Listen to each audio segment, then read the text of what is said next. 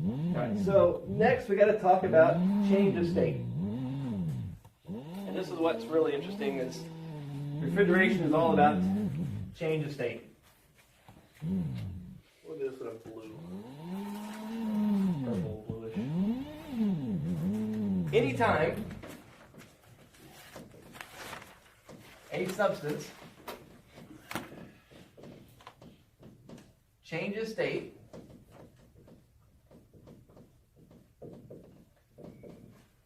from a from a liquid to a vapor, that substance absorbs heat. It absorbs heat. Anytime a substance changes state from a liquid to vapor, it absorbs heat. The heat that it's absorbing is called latent heat. The heat's going somewhere, it's just hidden. Latent is a Latin word for hidden. Hidden heat. So anytime a substance changes state from a liquid to a vapor, that substance is absorbing heat. Alright?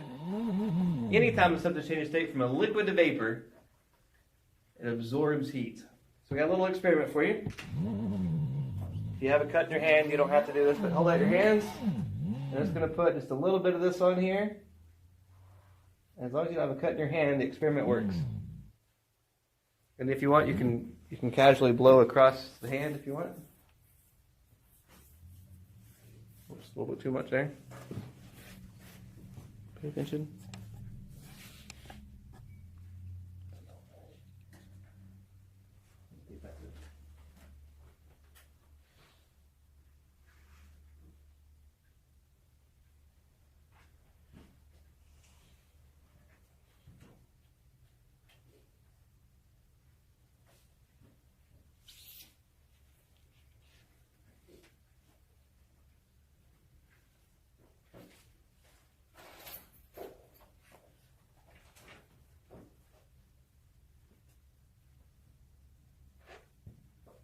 Right, you can just slightly blow across that, or the first guys, this probably already happened. But how does that feel? Cool. Cool, not cold, but for sure cool. What happened to that alcohol? It's evaporated. It evaporated. So that means that really and truly the alcohol changed state from a liquid to a vapor. So the alcohol absorbed heat. It absorbed heat away from your hand. So the cool isn't really the wind blowing in your hand, it's the heat leaving your hand. What you're feeling is the alcohol changing state from liquid to vapor. You blowing across it's just speeding it up, making it evaporate faster. And the cool but you it's feel is your hand. the temperature leaving your hand going into the alcohol that's changing state. That's exactly what you're feeling. Interesting concept, huh? Now you've probably been around this your whole life. You just never realized that's what's going on. And alcohol, that's why it feels cool. It's because of evaporation.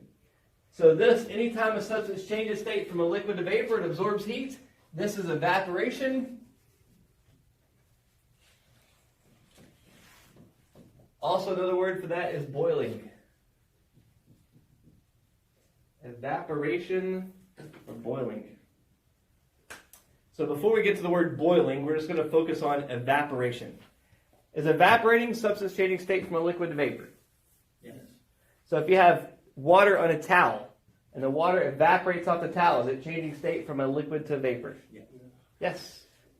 The towel's drying out. That's what you've called it before, right? Mm-hmm. Towel's drying out.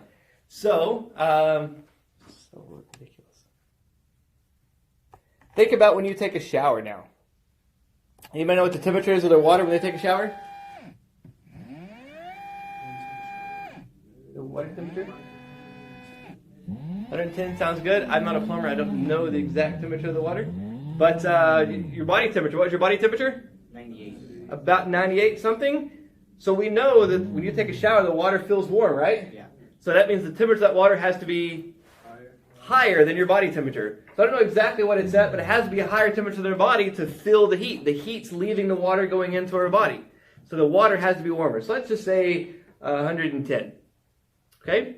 So your body's warm and the water's warm. Right? Now think, you shut the water off. You do not dry off in a towel. You leave your body wet. You leave the bathroom and go into the hallway. What's happening? You get cold. You get cold or? Cooler. The heat's leaving your body. Why is heat leaving your body? Your body's warm and the water's warm. It's going to a less abundant source. What's happening is the water that was on your body is changing state from a liquid to a vapor. The water on your body is evaporating.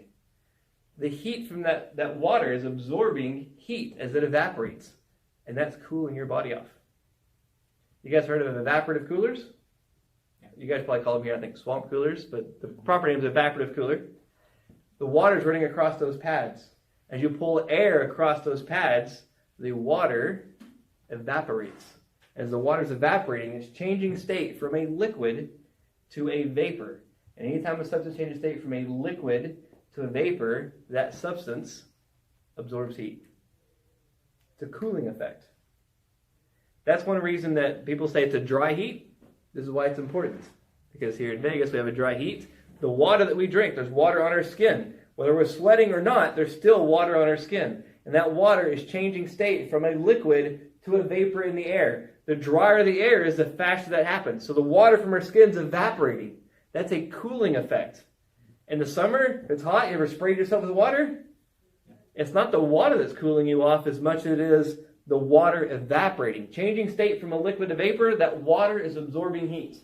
As that water is absorbing heat, it's dropping the temperature of your body. It's absorbing heat away from your body. Your body temperature drops. So when you go to Florida, anybody been to Florida? Or a humid place? All right, go to Florida. It feels much warmer there because the air is full of water already. And it's not, evaporation is much slower because the air is already full of water. So what happens in Florida is that water is a changing state from a liquid to vapor. It's happening very small amount. The air is already full of water. There's very slow evaporation. So if you have a towel here and you hang it outside, that towel dries out fast. In Florida, you take a towel and hang it out to dry. You come back from work, the towel may still be wet because the air is full of moisture. But here's how it affects your body. When the humidity is high outside, you go outside in Florida, the moisture in your body is not evaporating. It's not absorbing heat. It's not cooling you off as effectively. So your body temperature stays warmer. Dehydration? No? Two effects. One effect is because the air is full of moisture, the moisture in your skin does not evaporate, so your skin stays moisturized.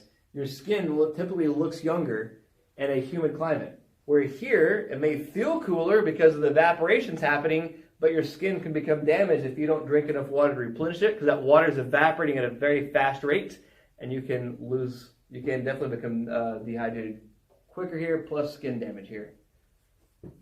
Either way, if you're losing water, you still have to drink more water to replenish it. In Florida, when you go there, a lot of times the air feels sticky. But it's not the air that's feeling sticky. It's your own sweat not evaporating is what you're feeling that's sticky. Here, the air feels dry. Well, it's that moisture from your skin. It's drying out fast. But in Florida, you'll take a shower. It's like, oh, the air is so sticky. Well, it's that water and usually the sweat in your skin not evaporating that's giving you that sticky feeling. Isn't that interesting? You ever think about that? No? I just always thought it was miserable there. Well, and that's why. And it's because of the evaporation. The refrigerant inside of this evaporator is liquid, changing state from a liquid to vapor. It's absorbing heat. So when we call this the evaporator coil, it's because it's a substance that's changing state from a liquid to vapor. It's absorbing heat. Is water a refrigerant? Can water change state from a liquid to a vapor? Yes. Here is a substance changes state from a liquid to vapor, so technically water is a type of refrigerant. Is alcohol a refrigerant? Yes. Yes. We put it in your hands and change state from a liquid to vapor, it absorbs heat. Okay. Same thing with a pool. You go swimming in a pool, your body acclimates to the water temperature. You get out of the pool, and notice that it feels so much cooler. That's why, because the moisture from your body starts to evaporate when you're out of the pool. And that evaporation is absorbing heat. Your body temperature starts dropping rapidly. Makes you think, huh? So many concepts, things you thought were normal, and now are turning upside down. Can't even go to a restaurant now. Can I have a cooler drink, please? That's right. Yes, that's exactly right. So to understand this concept, we have to understand another word. And this word, this letter is BTU. BTU. BTU is a word that we use a lot. BTU. BTU stands for British Thermal Unit. BTU, British Thermal Unit. We have to get through the theory before we can get to the units. All this is a very important concept, understanding how this works. Everything we do in this class will be about how it applies to this refrigeration cycle. And I've seen that on like gas grill barbecues and all that stuff too. Yes! I'll explain why here in just a little bit. British Thermal Unit. That's really worthless for understanding what it is. But that's what the B stands for, the T stands for, and the U stands for. The definition of it is the amount of heat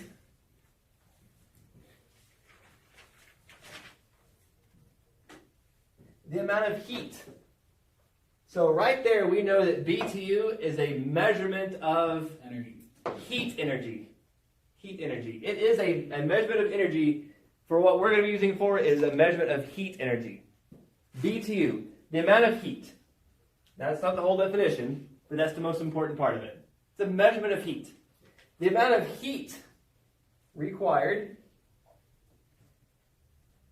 to raise 1 pound of water. 1 degree Fahrenheit. The amount of heat required to raise 1 pound of water, 1 degree Fahrenheit.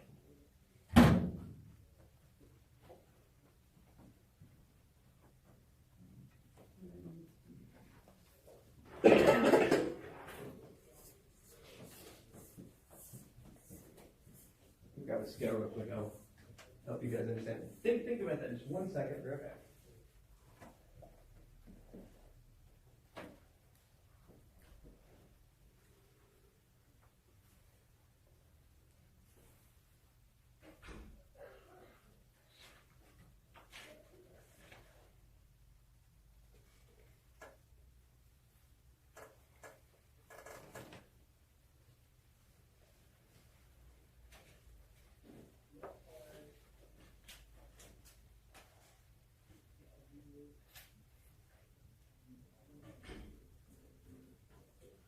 All right, got a scale. What do you think we're going to do?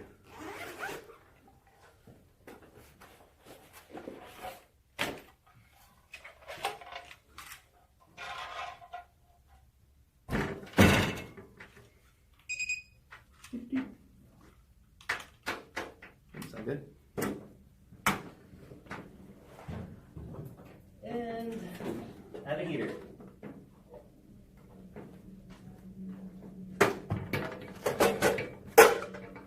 Put all this together.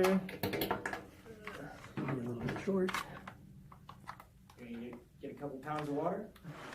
We'll do 1 pound to start out with. And see if I can put water here.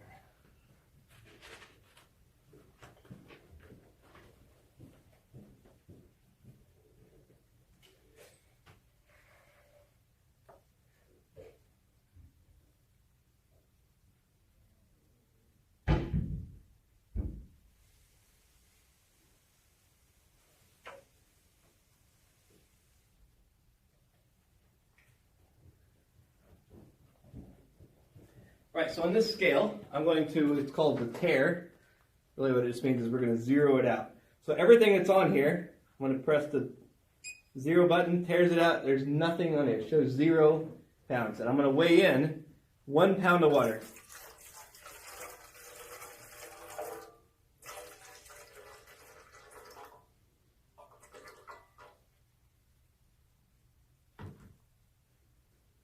just over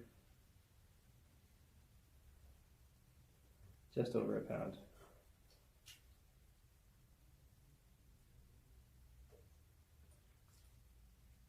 There you go, 1 pound of water. Let's find out what the temperature of this 1 pound of water is.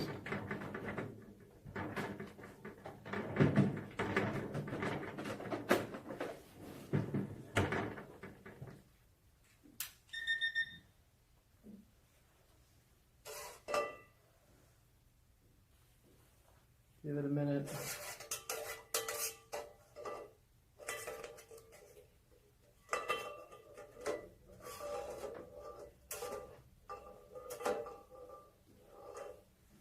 All right, so the temperature of this water is 70 degrees Fahrenheit.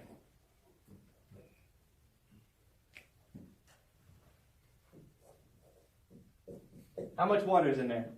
1 pound. 1 pound of water. So let's add heat to this water. And let's heat this water up 1 degree. And it's going to be hard because by the time it actually goes up, it'll go up fast.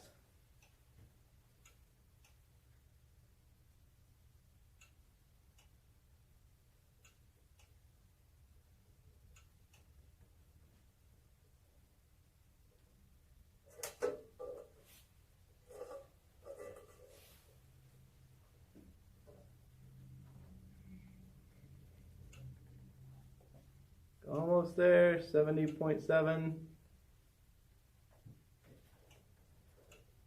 71.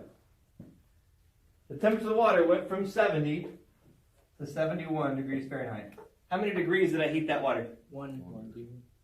1 degree Fahrenheit? Yes. How many pounds of water did I have? 1 pound. 1 pound of water? How many BTUs was that? 1. 1! Okay. That is what a BTU is. Okay. That right there. The amount of heat required to raise 1 pound of water, 1 degree Fahrenheit. If we wanted to put it in a formula, not that we need to, but if we wanted to put it in a formula, it would be blank pounds of water times blank temperature difference. Whatever degrees is equals blank BTUs. All right, make sense? Yes. And time's not a factor. What's that? Is time's not a factor. That's true. Technically, it should be over an hour. Okay. That's how we go with it, over an hour. And then we can change it from hours to minutes to everything else, but it's supposed to be over an hour. But for time's sake, I want to spend an hour to watch it go at 1 degree. Yeah.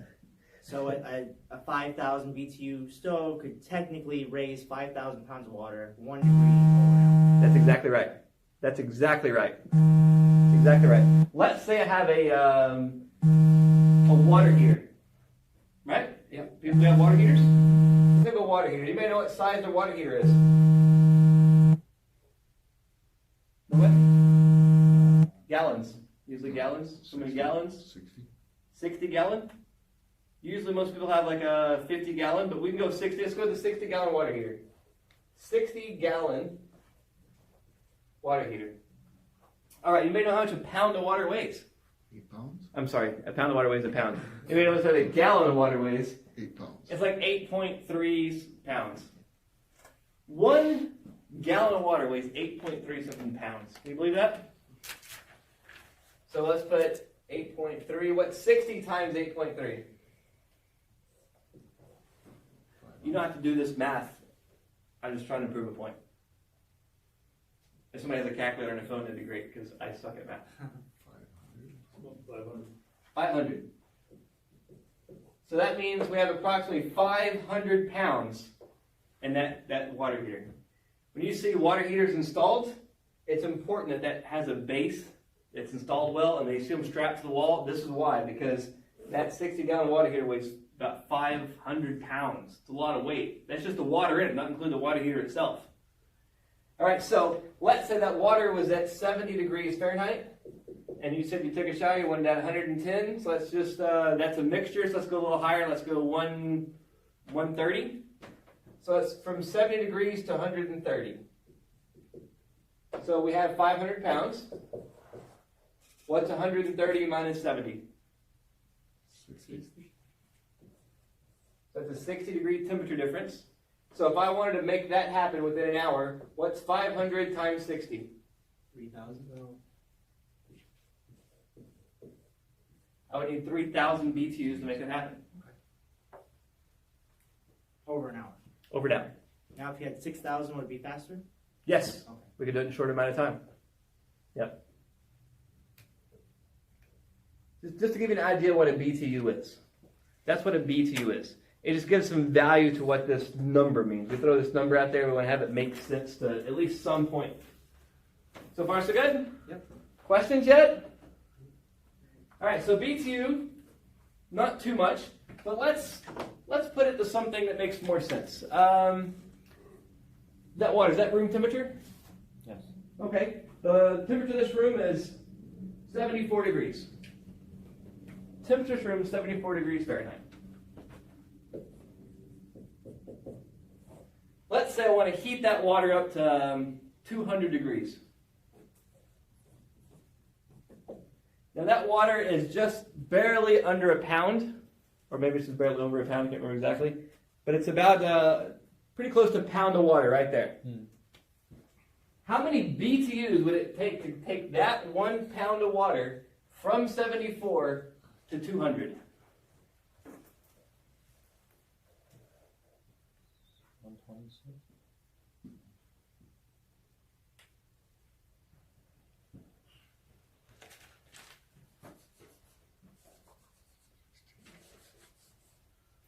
We got 1 pound.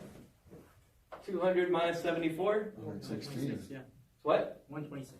126? Yeah. Okay, so 1 times 126? 126. 126. So it would take 126 BTUs of heat to get that to 200 degrees. Does that give you a better understanding? Mm-hmm. Can you kind of visualize a BTU now? Yeah. You can see how it affects it? Good. What if I wanted to go from 32 degree liquid all the way to 212 degree liquid? How many BTUs would it take for that 1 pound? From 32 to 212. 180. Good, 180. 32 is what we consider less heated, right? It's a low amount of temperature. All the way to 212 where it's scorching hot. Is that a big difference? Yeah. 180 BTUs to make that happen. 180 BTUs. Now that all the purpose of that is to give you an appreciation for what a BTU is. If you were in water that was 32 degrees, it'd take 180 BTUs to heat that 1 pound of water up to 212 degrees. Big difference, right? Yeah. A lot of BTUs, 180 BTUs to make that happen. So 1 pound. Follow me? Mm-hmm. I can calculate that right here on this stove. We're at 70. As I'm adding heat energy into this water, what's the temperature of the water doing? Going up. It's going up. The temperature of this water is going up. All right, so far so good? Everybody with me so far? If I add heat to that water, what's the maximum temperature I want to get that water up to? 212 212. Can I go higher than 212? turns into gas. So the highest I can get to is 212? Everybody agree? You want to find out? We're already at 86. Let's crank this up. I used to have a little blowtorch. I don't know if I think we have one in the other room. Let me grab one. We'll heat it faster.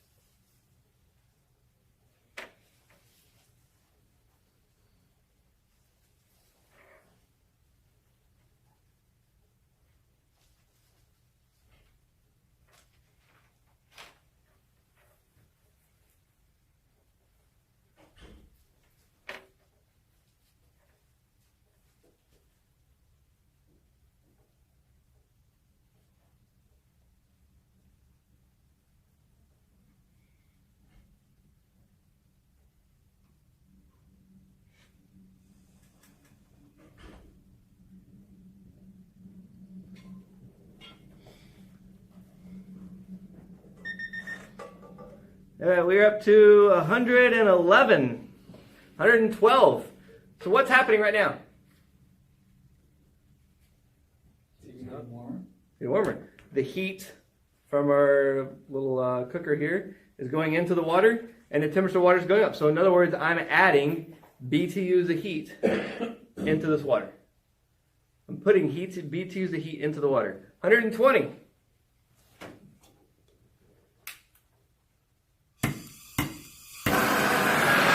Faster. More BTUs. These are rated in BTUs for the amount of energy. We need a number we can quantify with.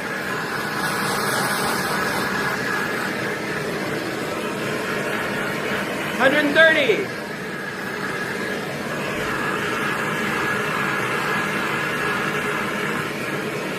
$140.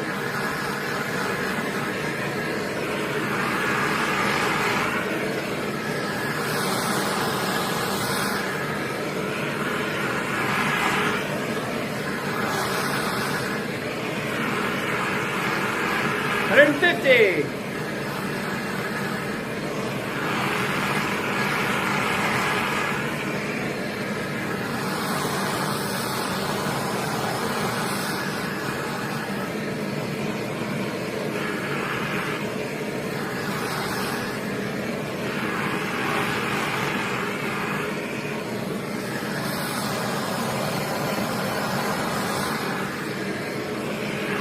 $160.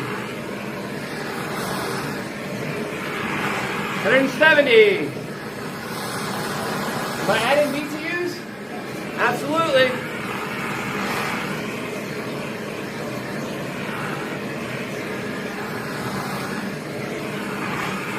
$180.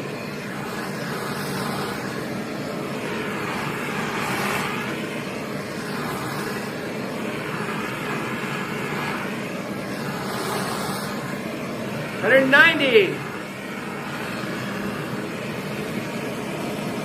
Thermometer's melting.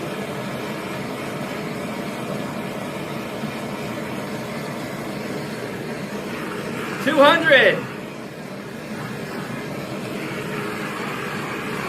$201, $202, $203, $204, $205, $206, $207, $208, $209, $210.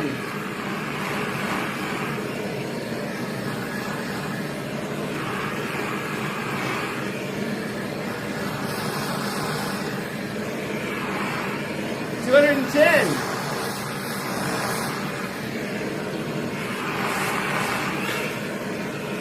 $210. $211.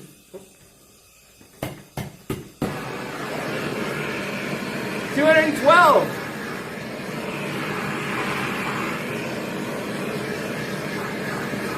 It's boiling like crazy now. $212.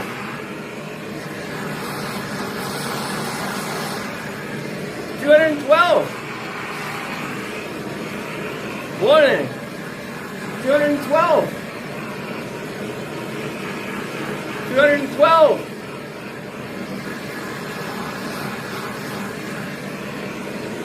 Oh, now it's 212.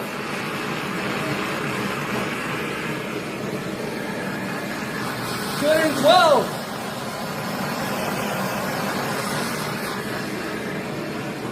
And see, now we're at 212. Am I adding BTUs to this water? I am. BTUs.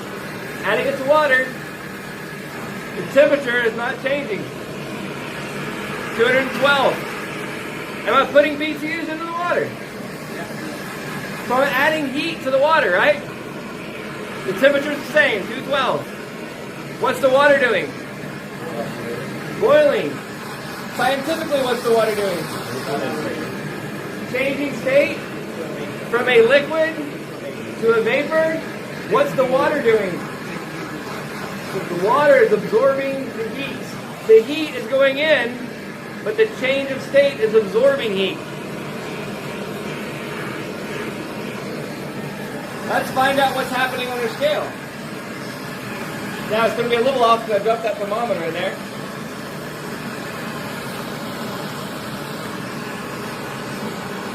I should have measured it before. We're at 1 pound, 1 ounce. I don't know how much that thermometer weighs. We can calculate it real quick. We got another one. Alright, so the thermometer weighs 4 ounces. So what's 1 pound? What's 1 pound, 1 ounce minus 4 ounces? What? 13 ounces? So what happened to my volume of water? Dropped. So I have less water in this pan, right? So that means some of the water changed state from a liquid to vapor. My temperature is at 212. Am I adding heat to it? Where's the heat going?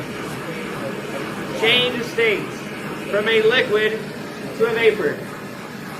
If I keep doing this, will the water temperature go up? What if I added more of these? What if I had like 6 of them going? It'll boil faster, but will it change temperature? This is what we call it saturation point. Follow me? So far so good? Eventually, what will happen to all this water?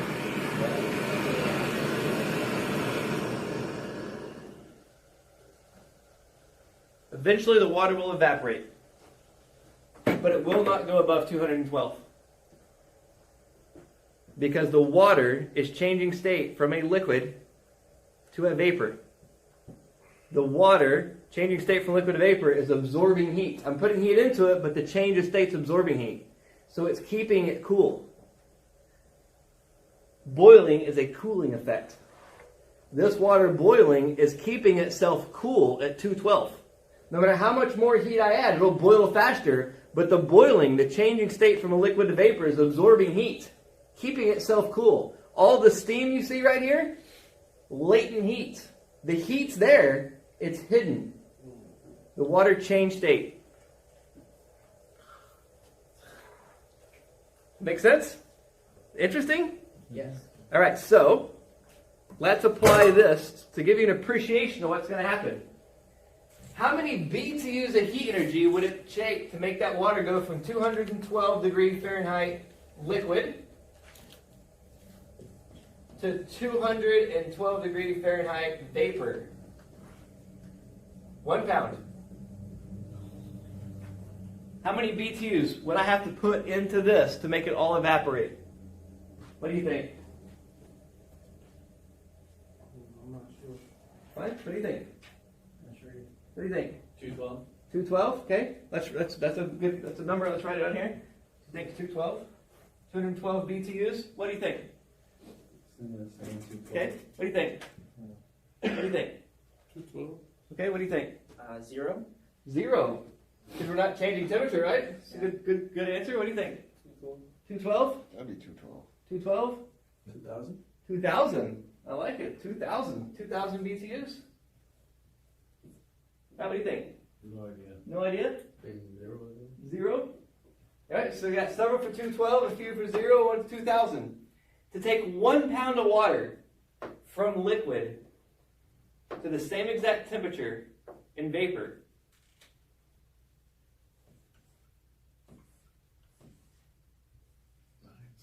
$970 BTUs of heat energy.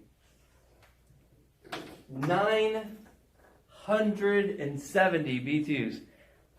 I would have to put into this 970 BTUs of heat to make it change state without changing temperature. So BTU gives us a measurement of heat content. Fahrenheit does not. Was I adding heat to this water? Yes. Was my Fahrenheit changing? No. So see how Fahrenheit's not a usable number for us? Yeah. BTU is a true heat content. All right? We put heat into it, but it was not changing temperature. But the heat was still there, right? The heat's somewhere, it's still there. It's hidden. It's hidden. We couldn't measure it with a thermometer because it's hidden. Latent heat. It's going into a change of state. For water, it takes 970 BTUs to make that water, to make this completely boil away. But it doesn't have to be at 212. If our humidity is low, it happens on our skin. Evaporation and boiling, as far as that's concerned, is about the same. So when you take a shower and all that warm water is on you, and you step out into the hallway, that water is changing state from a liquid to vapor. If you had 1 pound of water on your body, if you had a shirt and pants on and you were able to take that pound of water, it would soak it in, right? For that 1 pound of water to evaporate, it's absorbing latent heat, 970 BTUs of heat energy away from your body. That is a massive amount of heat. Isn't that awesome? That's why when they say it's a dry heat, that's why, because as that water evaporates off your body, it's absorbing heat, latent heat, hidden heat, but that latent heat's changing the temperature of your body. 970 BTUs, that's a massive amount. Let's think of an evaporative cooler. You guys before have called it a swamp cooler. Property is an evaporative cooler. Evaporative cooler does this. We dump water on the pads, and we pull a fan, we pull air through those pads. What's happening to that water?